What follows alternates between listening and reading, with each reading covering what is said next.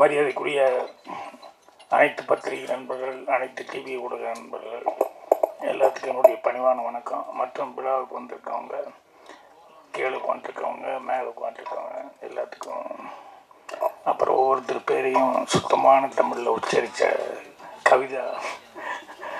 ஏன்னா எப்பவுமே அந்த தமிழில் அவங்க பேசும்போது எனக்கு ரொம்ப ஆர்வமாக பார்த்துக்கிட்டு இருப்பேன். ஸோ அவங்களுக்கு எல்லாத்துக்குமே என்னுடைய பணிவான வணக்கம் தெரிவிச்சுக்கிறேன். ஏன்னா நேரம் ஆகி போச்சுங்கிறதுனால எல்லாம் அவசரமாக பேசினேன். ஒன்று கஷ்டமாக இருந்தது இந்த ஃபங்க்ஷனில். என்னென்னா, ஒரு மனிதனுக்கு ரொம்ப முக்கியமான தேவையானது நன்றி உணர்வு அப்படிங்கிறது ரொம்ப தேவை. அது இல்லைன்னா மனிதனே இல்லை. என்ன படிச்சிருந்தாலும் என்ன கேரக்டர் இருந்தாலும். இன்றைக்கி இல்லைங்க, நம்ம பேச்சு அவ்வளோதான். ஸோ அந்த நன்றி அப்படிங்கிறது அவ்வளோ முக்கியமான ஒரு சமாச்சாரம். இந்த ஃபங்க்ஷனு, ஆடியோ ரிலீஸ் ஃபங்க்ஷனு, அது முதல் தடவை பண்ணியிருக்காரு அவர் மனோஜ் கிருஷ்ணா. ஸோ அவர் சந்தோஷப்படுறத விட அவருக்கு யாரெல்லாம் சப்போர்ட் பண்ணாங்களோ அவங்களுக்கு நன்றி சொல்லணும் அப்படின்னு சொல்லிட்டு ஆரம்பித்தார். அதை காலம் நேரம் அப்படிங்கிறதுக்காக டக்குனு இல்லைங்க அப்படின்னு சொல்லி தனக்கேன் சார். ஏன்னா அவர் ப்ரொடக்ஷனில் எப்போவுமே அவர் அதில் கரெக்டாக இருக்கிறவர். அதனால் அது இன்னொரு நாளைக்கு சொல்லிக்கலாம் அப்படின்ட்டு எனக்கு ரொம்ப கஷ்டமாக இருந்தது. இல்லை இருந்தாலும் அவருக்கு ஃபஸ்ட்டு இதுதான், இந்த படம் தான் லான்ச் பண்ணுறாரு. ஸோ அதில் பாட்டுக்காக எல்லாம் உதவி பண்ணவங்க, மியூசிக்கில் உதவி பண்ணவங்க, அவங்க பேரெல்லாம் சொல்லணும்னு நினைக்கும் போது அது தடப்பட்டதுங்கிறது கொஞ்சம் கஷ்டமாகுது. உங்கள் சார்பாக என்னுடைய மனமார்ந்த நன்றிகளை அவங்களுக்கு நான் தெரிவிச்சுக்கிறேன். ஏன்னா உங்களுக்கு அவ்வளோ சப்போர்ட் பண்ணியிருந்தாங்க, இல்லைன்னா உங்கள் மனசுக்குள்ள அது இருக்காது. அதே மாதிரி இந்த படத்தில் அந்த ஓம் நமச்சிவாயன்னா உடனே ஆன்மீகமாக தான் அது தோணும். அந்த பாட்டு போடலாம் அப்படின்னா அதை ஒரு கமர்ஷியல் ரிதமாக ரொம்ப அழகாக அந்த ஓம் நமச்சிவாயங்கிறது அவ்வளோ ரிதமிக்காக அந்த பாட்டை பண்ணியிருந்தார். ஸோ அதே அந்த அளவு ரிதமிக் அப்படிங்கும்போது அப்போ மீதி பாட்டெல்லாம் அவர் எப்படி பண்ணியிருப்பாருன்னு சொல்லணுங்கிறது இல்லை. ஸோ நானும் நேரம் கருதி அவரை அவருடைய இதை மட்டும் நான் பாராட்டுறேன். மற்றபடி மறுபடியும் பாட்டு இதெல்லாம் பார்த்துட்டு அதுக்கப்புறம் சொன்னேன். அடுத்தபடியாக நான் மறுபடியும் நன்றி சொல்ல விரும்புகிறது நம்ம தனஞ்சயன் அவர்களுக்கு. என்னென்னா, இந்த சின்ன தயாரிப்பாளர்கள், சின்ன படம் இதெல்லாம் தைரியமாக எடுத்து அதை எப்படியாவது கொண்டு வரணும்னு அவர் முயற்சி பண்ணுறாரு பாருங்க, அது ஹேட்ஸ் ஆஃப் டு. ஸோ அது நிறையா படங்களில் புதுசாக வர்ற படங்கள் எல்லாத்துலேயுமே நான் அங்கங்கே அப்பப்போ அந்த ஃபங்க்ஷன் எல்லாம் பார்த்துட்ருக்குறேன். அவர் எதாக இருந்தாலும் பரவாயில்ல, அந்த புதுசாக கஷ்டப்பட்டு எடுக்கிறாங்க, அதை எப்படியாவது வெளியே கொண்டு வர்றதுக்கு நம்மளால் முயற்சி செய்வோம் அப்படிங்கிற மாதிரி இந்த படத்துக்கும் சிவா அவர்கள் கேட்ட உடனேயுமே ஒத்துக்கிட்டு இவ்வளோ சிறப்பாக அதை செய்கிறாரு. அவருக்கு என்னுடைய மனமார்ந்த நன்றி. அப்புறம் வெற்றி அவர்களுக்கு நன்றி சொல்லணும். என்னென்னா, அவர்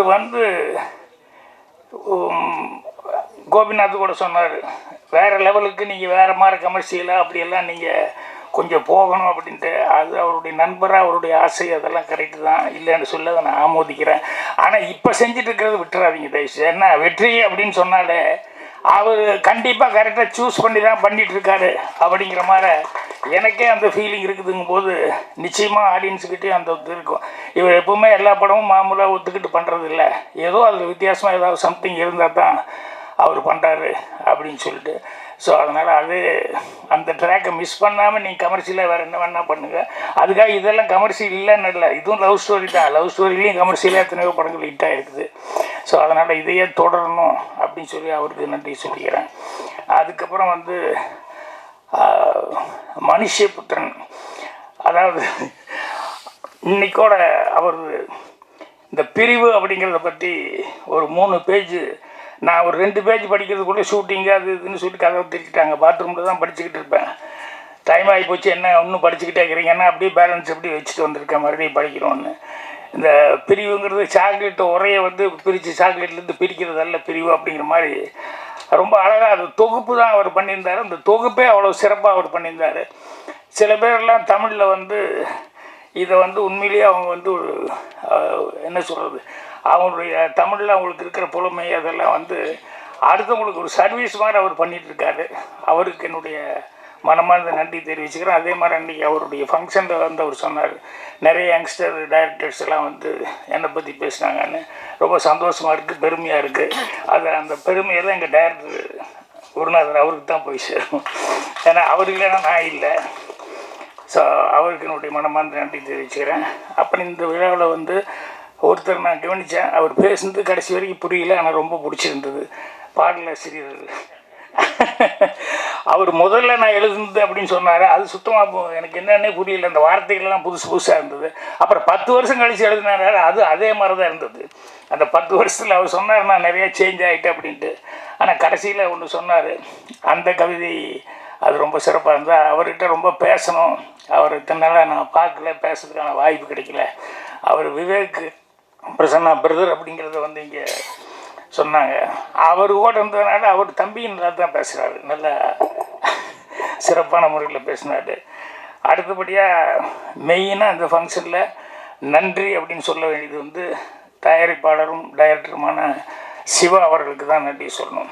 என்னென்னா இன்றைக்கி ஒன்று சினிமாவுக்கு வர்றதுல 2 விதம் தான் இது வரைக்கும் நான் நினச்சிட்டு இருந்தது. ஒன்று வந்து என்னென்னா பேரும் புகழ் அப்படிங்கிறது, அது ஒன்று நினச்சிட்டு வருவாங்க. லைம்லைட்டில் வரணும், அப்படி இருக்கணும், இப்படி இவங்க மாறு அவங்க மாறு அப்படின்னு சொல்லி. இல்லைன்னா அதில் பாரு எப்படி சம்பாதிச்சு இப்படி இருக்கிறாங்க பாரு அப்படின்னு சொல்லிட்டு அதே மாதிரி ஏர்ன் பண்ணணும் அப்படின்னு சொல்லி இந்த சம்பாத்தியம் பெயர் புகழ் இந்த 2 தான் மெயினாக வந்து இருக்கிறதா இது வரைக்கும் நினச்சிருந்தேன். நான் கூட பேர் புகழ் தான் நினச்சிட்டு வந்தேன், சம்பாத்தியமெல்லாம் அப்புறம். ஆனால் அதை தாண்டி ஒன்று இருக்குது அப்படிங்கிறது இன்றைக்கி தெரியும் போது ரொம்ப நெகிழ்வாக இருந்தது. அதுதான் வந்து என்னென்னா அதை ஒரு சர்வீஸாக சினிமாவை நினச்சிட்டு வந்திருக்கார் பாருங்கள் சிவா அவர்கள், டைரக்டர். அது அவர்கிட்ட பேசிகிட்டு இருக்கும்போது அது தெரிஞ்சுது. ஏன்னா இங்கேருந்து போய் சிங்கப்பூரில் எத்தனையோ வருஷம் கஷ்டப்பட்டு அவர் பாருங்கள் சிரமம், ஃபேமிலியே சிரமம், அதனால் படிக்கிறது கூட விட்டு போட்டு அதுக்கப்புறம் ஏதோ அதுக்காக நான் ஃபேமிலிக்காக வந்து வருமானத்துக்காக போனேன் அப்படின்னாரு. அவ்வளவு வருமானத்தை வந்து அங்கே ஈட்டிட்டு அந்த வருமானம் சம்பாதிச்ச வருமானத்தை வந்து அவர் வந்து சினிமாவில் வந்து அது கூட கமர்ஷியலாக அவங்கள வச்சு இவங்கள வச்சு இல்லை கமர்ஷியல் மாற கதை எழுதி இப்படி பண்ணணும் அப்படிங்கிறது நினைக்காம அவர் என்ன நினைக்கிறாரோ ஆத்மார்த்தமாக அதை வந்து செய்யணும் அப்படின்னு சொல்லிட்டு அவர் அந்த நஷ்டம் அது இதுங்கிற பற்றியோ இல்லை வேறு எதை பற்றியுமே கவலைப்படாமல் பண்ணார். அதுலேயும் அவர் எடுத்துக்கிட்டது வந்து ஒரு விஷயம் வந்து சொல்லும்போது அவர்கிட்ட பேசும்போது நிறையா விஷயங்கள் சொல்லிட்டு இருந்தார். அதில் வந்து ஒன்று சொன்னார், ரைடர்களுக்கெல்லாம் வந்து எவ்வளோ மரியாதை இருக்குது அங்கே சிங்கப்பூரில் அங்கேயெல்லாம் நான் பார்த்தேன் சார் அப்படின்னு சொல்லிட்டு, நம்ம ஊரில் தான் கொஞ்சம் கஷ்டமாக இருக்குது சொல்கிறதுக்கே அப்படிங்கிற மாதிரி ரொம்ப ஃபீல் பண்ணி இது பண்ணார். அதனுடைய ஆதங்கமாக என்னவோ தெரியல, இந்த படத்தினுடைய ஹீரோ வெற்றி வந்து ஒரு ரைட்டர் ஆகணும் அப்படிங்கிறது சின்ன வயசுலேருந்தே அவருக்கு ஒரு ஃபீலிங்காக இருக்குது அப்படிங்கிறது அந்த சீன்ஸ் எல்லாம் வரும்போது அதில் தெரிஞ்சது. உண்மையிலேயே இங்கே ரைட்டர் அப்படிங்கிறதுக்கு வந்து முன்னாடி எல்லாம் வந்து அந்த கதை இலாக்கா அப்படிங்கிறது இருந்தது. எல்லாமே தேவர் ஃபிலிம்ஸ் கதை இலாக்கா இருந்தது, சத்யா மூவிஸ் இருந்தது, ஏவிஎம்மில் இருந்தது, எல்லா இடத்துலையுமே வந்து ஜெமினியில் இருந்தது. இப்போ வந்து கதை இலாக்காங்கிறது எல்லாம் இல்லை, கதாசிரியர்களும் ரொம்ப கம்மியாக போயிட்டாங்க. அது வந்து என்னன்னு தெரியல, ஒரு தட்டுப்பாடாகி போச்சு. அது மாதிரி இருக்கும்போது ரைட்டர்ஸை பற்றி ரைட்டர்களை பற்றி அவர் வந்து அந்த படம் எடுத்திருக்காரு. ஒரு ரைட்டராக ஒருத்தர் வந்து அது டைலாக் கூட போட்டிருந்தாங்க, படித்தா உனக்கு மட்டும்தான் உபயோகப்படும், எழுதுனா தாண்டா உலகத்துக்கே உபயோகமாக இருக்கும் அப்படின்னு சொல்லி ஒரு டைலாக் ஒன்று போட்டிருந்தார். சார் உண்மை அதுதான், எழுதுனா நான் கூட வாங்க சினிமா பற்றி பேசலாம் அப்படிங்கிறது வந்து இவ்வளோ பிஸியாக இருக்கிற நேரத்தில் நீங்கள் எழுதணுமான்னு எல்லாம் கேட்டாங்க. அவ்வளோ ஷூட்டிங்கெல்லாம் நிறையா இருக்கிற நேரத்தில் நான் சொன்னேன், இப்போ எழுதினா தான் படிப்பாங்க, நான் வீட்டில் உட்காந்துருக்கும் எழுதுனேன் எவனும் படிக்க மாட்டான், அந்த ஆளே சும்மா வீட்டில் உட்காந்துருக்காரு, அந்த புஸ்தகம் படித்து நமக்கு என்ன யூஸ் அப்படின்னு தான் நினைப்பான். அதனால் மார்க்கெட்டில் நல்லா இருந்துட்டு இருக்கும்போதே படிக்கணும் அப்படின்னு சொல்லி தான் நான் அந்த வாங்க சினிமா பற்றி புஸ்தகம் வந்து பின்னால் வர்றவங்களுக்கு வந்து நம்மளுடைய அனுபவம் யூஸ்ஃபுல்லாக இருக்கட்டும் அப்படிங்கிறதுக்காக எழுதுனேன். ஸோ ரைட்டர்ஸ் பற்றி சொல்லும்போது எனக்கு ஒரு தமாசான ஒரு நிகழ்ச்சி தான், ஆனால் ரைட்டர்ஸுக்கு அது சொல்லணுமே அப்படிங்கிறதுக்காக அது இன்சிடென்ட் சொல்கிறேன். என்னென்னா தேவர் ஃபிலிம்ஸ் கதை இலாக்கால வந்து அது எல்லாருமே இருந்தாங்க. கலைஞான சார் இருந்தார், தோயவன் இருந்தார், டைரக்டர் மகேந்தர் இருந்தார், மாறா, இப்படி எல்லாமே எல்லா ரைட்டர்ஸுமே அங்கே இருந்தாங்க. தேவர் ஃபிலிம்ஸில் என்னென்னா முதல் நாள் போகும்போது டேய் இந்த இடத்துக்கு கொஞ்சம் நல்ல சீனாக ஏதாவது ஒன்று பிடிச்சிட்டு வாங்கடா அப்படின்னு சொல்லி அனுப்புவார். காலையில் 8 மணிக்கு கார் போய் எல்லா ரைட்டரையும் ஒவ்வொருத்தையாக காரில் தூக்கி போட்டு கொண்டு வந்து உட்காரும். 8-8:15 எல்லோரும் வந்து அசம்பிள் ஆகிடுவாங்க. 7:30 மணிக்கெல்லாம் வந்து நேற்று சொன்னடா என்னடா சீன் யோசிச்சுட்டு வந்தீங்க அப்படின்னு சொல்லுங்கன்னா, இந்த ரைட்டரையும் வந்து எல்லாம் வயசானவங்களாம் இருக்காங்க. இருந்தாலும் அவங்களுடைய கேரக்டர் தான் பார்த்தீங்கன்னா இந்த சின்ன பசங்களுக்கு உண்டான கேரக்டர் தான் அவங்ககிட்ட இருக்கும். என்னென்னா தூயவன் யோசிப்பார், அவருக்கு ஒன்றுமே கிடைக்கல. போனால் சின்ன பையன் அவர் பயங்கரமாக திட்டுவார், துளுக்காக அப்படியெல்லாம், அதாவது தமாஷா பேசுவார், பிரியமாகவும் பேசுவார், எல்லா உதவியும் செய்வார். அவர் வந்து பயங்கரமாக திட்டுவார் எல்லாத்தையும் வச்சுக்கிட்டு அப்படின்னு சொல்லிட்டு அவருக்கு சீன் வரல. அப்படியே யோசிச்சுட்டே வருவார். காரில் வரும்போது கலைஞானத்துக்கிட்ட கேட்பார், என்னென்ன உங்களுக்கு ஏதாவது, அவருக்கு சீன் வரலன்னு சொல்லல, என்னென்ன ஏதாவது பிடிச்சிட்டு வந்தீங்களா? ஒன்று பிடிச்ச தூயவன் அது அந்தளவுக்கு கரெக்டாக இருக்குமான்னு தெரியல, சொல்லுங்கள், சொன்னால் தானே 4 பேருக்கு தெரியும் அப்படின்னு உடனே தூயவன்கிட்ட கலைஞானம் சொல்லிகிட்டே வந்திருக்காரு. வந்தோடனே இவங்க 8 மணிக்கு அசம்பிள் ஆனோடனே, என்னப்பா நேற்று சொன்னேன் ஏதாவது சீன் யாராவது திங்க் பண்ணிட்டு வர்றீங்களா அப்படின்னு தூயவன் முதல்ல கை தூக்கிட்டார். நான் சொல்கிறேன், சொல்லுடா பாடுறா, அவன் முதல்ல சொல்கிறாங்க சொல்லுடா அப்படின்னா கலைஞான சீனிவர் அப்படியே சொல்லிட்டாரு. கலைஞான திருன்னு முடிக்கிறாரு. இப்போ அவரால் சொல்லவும் முடியல. இல்லை நான் யோசிச்சுட்டு வந்தேனே, வழியில் இப்படி பண்ணி திருடிட்டேன், நான் என்ன பண்ண தெரியலன்னு ஒன்றும் சொல்ல முடியல. அதுக்கப்புறம் என்ன கலைஞானம் அப்படின்னாரு. அண்ணே ஒன்றும் வரல அப்படின்னா, அவன் பாடுற உன்னை விட வயசு எவ்வளோ கம்மி அப்படின்னு திட்டுறாரு. தூயம் சைலண்ட்டாக அப்படி உட்காந்துட்டாரு. அப்புறம் அடுத்த நாள் வந்து இவர் பேசும்போதெல்லாம் தூயவங்கிட்ட, ஏன்டா உன்னை நம்பி நான் சொன்னேன் தூயவா, இப்படி பண்ணி போட்டிய கழுத்து எடுத்துட்டியே, அந்த மனுஷங்கிட்ட என்ன திட்டு வாங்க வச்சுட்டியே அப்படி இப்படின்னு பேசு. அப்புறம் ஏன்டா பேசாமே வந்துருக்கு, மூட வீட்டில் வர்ற தூயவன் என்ன, ஏன் பொண்டாட்டி கூட நான் பிரச்சனை, எல்லார் வீட்லேயும் பிரச்சனை தான், இது என்ன இருக்குது அப்படின்னா, இல்லைண்ணா எப்போ பாரு வந்து நம்ம வெளியே போய் சம்பாதிக்கிறது சாதாரண விஷயமான, ஒரு ஆம்பளை வெளியே போய் எவ்வளோ கஷ்டப்பட்டு சம்பாதிக்கிறான், கொஞ்சம் கூட புரிஞ்சிக்க மாட்டேங்கிறா, நீங்கள் மட்டும்தான் சம்பாதிக்க, அதுதான் என்ன வீட்டிலேருந்து குழந்தைகளை பார்த்துக்கிறதெல்லாம் ஒன்றுமே வேலை இல்லைன்னு நினச்சிட்டிங்களா? ஏன்னா குழந்தைகளை பார்த்துக்கிறது ஒரு பெரிய வேலையாடி, சமையல் பண்ணுறது ஒரு பெரிய வேலையாடி அப்படின்னா நீங்கள் போய் சம்பாதிக்கிறது மட்டும் பெரிய வேலையாகும் அப்படின்னு எப்போ பாரு இதே சண்டைண்ணே. நீங்கள் என்ன பெருசாக அங்கே கிழிக்கிறீங்க, நாங்கள் நீங்கள் பொம்பளை என்ன கம்மியாக பண்ணுறேன்னு, அது இது ஒன்றாண்ணே, அப்படி முடியுமாண்ணே அப்படி இப்படின்னெல்லாம் சொல்லிவிட்டு எப்போ பாரு என் மாதிரி நீ செய்ய முடியுமா, உன் மாதிரி நான் செய்ய முடியுமா அப்படின்னு சொல்லிட்டு ஒரே சண்டை. அவகிட்ட அவளை எப்படி புரிய வைக்கிறது இல்லை, ஆம்பளையினுடைய கஷ்டமே அவளுக்கு புரியல அப்படின்னாரு. அடுத்த நாள் வந்தோடனே அப்புறம் எங்கேயோ ஒரு கம்பெனியில் கதை கேட்டிருக்காங்க. அப்புறம் கலைஞானம் கதை சொல்லலான்னு சொல்லி போயிருக்காரு. முதல் நாள் கேட்டிருக்காங்க கதை வேணும்னு. அப்புறம் அவர் தூயவனும் கூட போயிருக்காரு. முக்தாபுலி சீனிவாஸ் சார் தான் போய் கலைஞான கதையை ஆரம்பிக்கலான்னு, இந்த தூயவன் கதை சொல்லலான்னு ஆரம்பிக்கிறதுக்குள்ள, இல்லை தூயவா கலைஞான ஒரு கதை சொன்னாலும் ரொம்ப பிரமாதமாக இருந்தது, நீ வசனம் மட்டும் எழுதுன்னு. என்கிட்ட சொல்லவே இல்லையே என்ன கதைன்னு அப்படின்ட்டு, இல்லைப்பா அந்த லைன் நல்லா இருக்குப்பா, ஒரு பொண்டாட்டி எப்போ பாரு புருஷங்கிட்ட சண்டை போட்டுகிட்டே இருக்கா, நீ வீட்டில் இருந்து இதெல்லாம் பண்ண முடியுமா, சமையல் பண்ணுறது அது இது இதெல்லாம் குழந்தைய பார்த்துக்கிட்டு சாதாரண விஷயம்னு நினச்சிட்டேன், ஒரு ஆம்பளை செய்கிறதெல்லாம் ஒரு பொம்பளை செய்ய முடியும், நீ போய் சம்பாதிக்க முடியுமாடி அப்படின்னு சதா சண்டைப்பா. திடீர்னு 2 பேத்துக்குள்ளே ஒரு எக்ரிமெண்ட் போட்டாங்க. என்னென்ன, சரி ஒரு 6 மாதம் அல்லது 3 மாதம் நான் வந்து சம்பாதிக்கிறதுக்கு வேலைக்கு போகிறேன், நீ வந்து வீட்டிலேருந்து குழந்தைகளுக்கு காப்பாற்றுறது சமையல் இதை பண்ணு அப்படின்னு ஒரு எக்ரிமெண்ட் போட்டேன். ஃபேமிலி சென்டிமெண்ட் பிச்சுக்கிச்சு அப்படின்னு சொல்லிட்டு இதுதான் கலைஞான சொன்ன கதை. தூய முழிக்கிறார். ஏன்னா நம்ம தான் காரில் சொல்லிட்டு வந்தோம், நம்மளதே வந்து சொல்லிட்டாரு இவர் அப்படின்னா. அப்புறம் வெளியே வந்து, நீ தூயவா நீ என் சீண்டு தான் திருடின, நான் கதையே உங்கள்கிட்ட இருந்து அடிச்சிருந்தா அப்படின்னா. இது வந்து கேட்கும்போது காமெடியாக இருந்தது. ஆனால் உண்மையிலேயே கதை அப்படிங்கிறது நம்ம லைஃப்பில் இருந்து எடுக்கிறது தான் கதை. இதுக்காக போய் கற்பனையெல்லாம் பண்ணி புதுசாக அது வந்து இது பண்ணி அப்படி மேலே பார்த்து கீழே பார்த்து இப்படியெல்லாம் யோசிக்கிறதுங்கிறதுல ஒவ்வொருத்தனும் ஒரு கதாசிரியன் தான். அவன் லைஃப்பில் வந்து அவனை பாதித்தது என்ன அப்படின்னு சொல்லி ரீகலெக்ட் பண்ண ஆரம்பித்தாலே அதில் நல்ல கதைகள் கிடைக்கும்.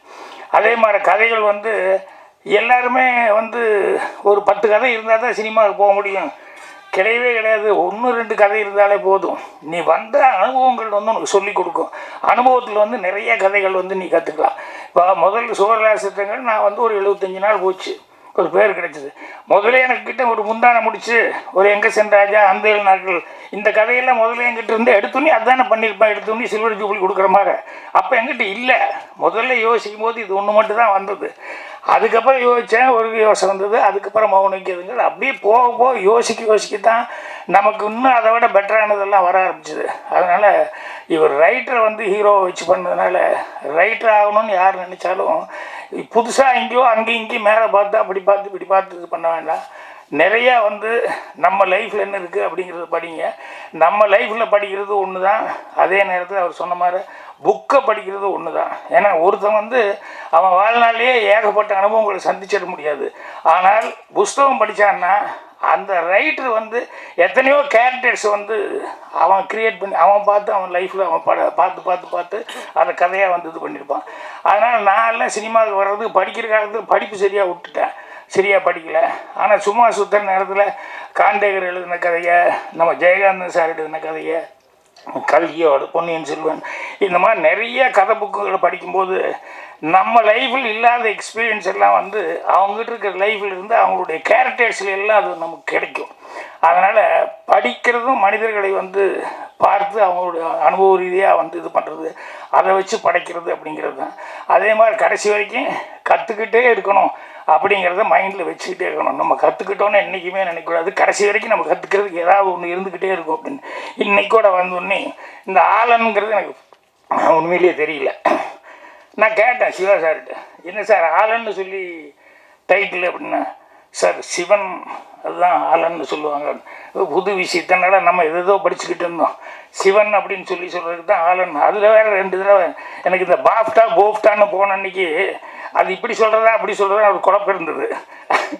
அதே குழப்பம் இங்கே ஆலன்னா அப்படிங்கிற மாதிரி இவங்க சொல்லும்போது, ஸோ ஆலன் அப்படிங்கிறது வந்து சிவபெருமான வந்து படைப்பாளி அப்படிங்கிறதுக்கு சொல்லுவாங்க அப்படின்னு சொன்னார். அது ஒரு புது விஷயமா இருந்தது. ஸோ சிவா அவர்கள் வந்து அவர் என்ன கதை பண்ணியிருக்காருங்கிறத நான் கேட்டுக்கல.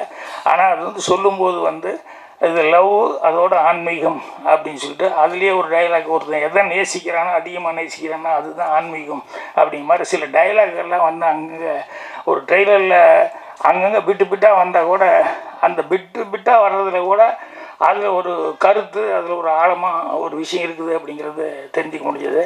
ஸோ நான் சொன்ன மாதிரி சர்வீஸ் மென்டாலிட்டியோட இந்த சினிமா எடுக்கிறதுக்குன்னு வந்திருக்கிறது சிவா அவர்கள். தன்னுடைய சொந்த பணத்தை வந்து இதை ரெட்டிப்பாக்கணும் அப்படின்னு நினைக்கிறத விட ஜனங்களுக்கு இது மூலமாக வந்து அவர் சொல்ல நினைச்சார், அது அன்பு அப்படிங்கிறது வந்து போய் சேரணும், அந்த தூய்மையான ஆன்மீகங்கிறது காதல் அப்படிங்கிறது அன்பு அப்படிங்கிறது. ஸோ அதனால் அவருடைய அந்த சர்வீஸ் மென்டாலிட்டிக்கு எனக்கு இப்போ ரொம்ப சந்தோஷமாக இருக்குது. அப்புறம் பாக்யா புக்கெல்லாம் வந்து அவருக்கு இன்ஸ்பிரேஷனாக இருக்கிறது அப்படிங்கிறது எனக்கு அது ரொம்ப சந்தோஷமாகவும் பெருமையாகவும் இருக்குது. ஸோ அவருக்கு வந்து பத்திரிக்கையாளர் நண்பர்கள், ஊடக நண்பர்கள் எல்லாருமே அவர் ஏன்னா இது வந்து கேமராமேன் அவங்கெல்லாம் வந்து அந்த ஃப்ரேமு படம் பார்த்தோன்னே நான் முதல்ல எனக்கு இவர் தான் சிவாங்கிறது தெரியாமல் நான் ட்ரெய்லர் கொண்டு வந்து காமிச்சாங்க, ப்ரொடியூசர் அப்படிங்கிற மாதிரியே பேசிட்டு அந்த ட்ரெய்லரை அப்படி பார்த்தோன்னே, சார் இந்த சிவா யாருக்கிட்ட அப்படிங்கும்போது நான் தான் சார் சிவா அப்படின்னாரு. எனக்கு அது வரைக்கும் அவர் எழுதினார், அவர் தான் டைரக்ட் பண்ணான்னு தெரியல, ப்ரொடியூசர் நினச்சிக்கிட்டேன். ஸோ அந்த ஃப்ரேமிங்கு அதெல்லாம் பார்த்தா இடங்கள் எல்லாம் செலவு பண்ணது அந்த கேமராமேன் எல்லாம் எவ்வளோ தூரம் அதுக்காக இது பண்ணியிருக்காங்கன்னு சொல்லிட்டு இந்த படத்தில் எல்லா டெக்னீஷியனுமே அவங்கவுங்க பங்கு ரொம்ப சிறப்பாக பண்ணியிருக்காங்க. அதாவது அதில் கூட சொன்னார் இல்லையா, பாட்டு எழுதும்போது அவர் நான் பார்க்கல, கிருஷ்ணாவை வந்து மனோஜ் கிருஷ்ணாவை வந்து கம்போஸ் பண்ணும்போது நான் அவரை பார்க்கல, ஃபோன்லேயே தான் பேசினேன். அவங்கவுங்க வேணுங்கிறதுல அவங்கவுங்க வேலையை அவங்கவுங்க வந்து ரொம்ப சிரத்தையோடு செஞ்சுருக்காங்க. அதனால் எல்லா டெக்னீஷியனுக்கும் என்னுடைய மனமார்ந்த பாராட்டுகளை தெரிவித்து சிவா அவர்கள் வெற்றி பெற என்னுடைய வாழ்த்துக்களை தெரிவிச்சுக்கிறேன். நன்றி, வணக்கம்.